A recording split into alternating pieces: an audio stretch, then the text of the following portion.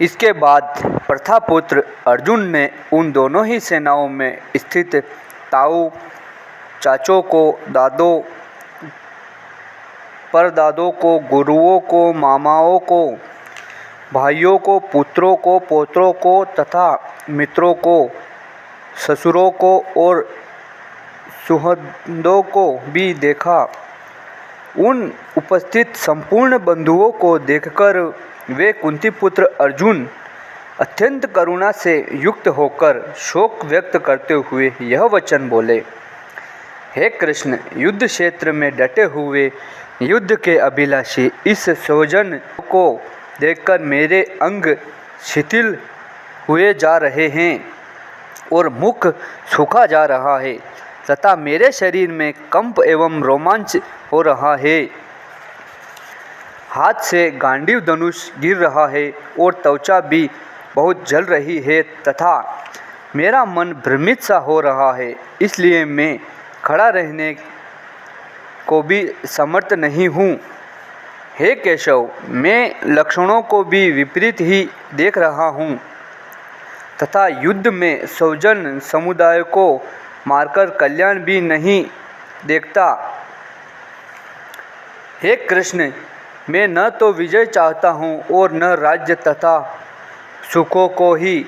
हे गोविंद, ऐसे राज्यों से क्या प्रयोजन, भोगों से और जीवन से भी क्या लाभ।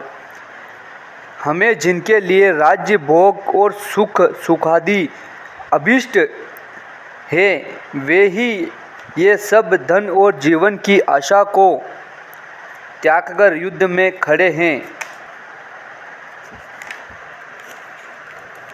गुरुजन, ताऊ, चाचे, लड़के और सभी प्रकार दादे, मामे, ससुर, पौत्र, साले तथा और भी संबंधित लोग हैं।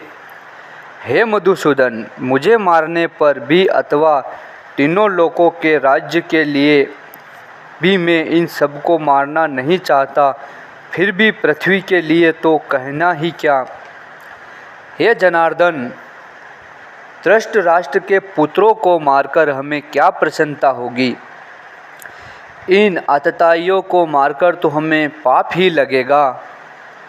अतएव हे माधव, अपने ही बांधव धृतराष्ट्र के पुत्रों को मारने के लिए हम योग्य नहीं हैं, क्योंकि अपने ही कुटुंब को मारकर हम कैसे सुखी होंगे। यद्यपि लोभ से भ्रष्टचित्त हुए ये लोग कुल के नाश से उत्पन्न दोष को और मित्रों से विरोध करने में पाप को नहीं देखेंगे, तो भी हे जनार्दन, कुल के नाश से उत्पन्न दोष को जानने वाले हम लोगों को इस पाप से हटने के लिए क्यों नहीं विचार करना चाहिए। कुल के नाश से सनातन कुल धर्म नष्ट हो जाते हैं तथा धर्म के नाश हो जाने पर संपूर्ण कुल में पाप और भी बहुत फैल जाता है। हे कृष्ण, पाप के अधिक बढ़ जाने से कुल की स्त्रियां अत्यंत दूषित हो जाती है और हे वासनाएं, स्त्रियों के दूषित हो जाने पर वर्ण संकर उत्पन्न होता है।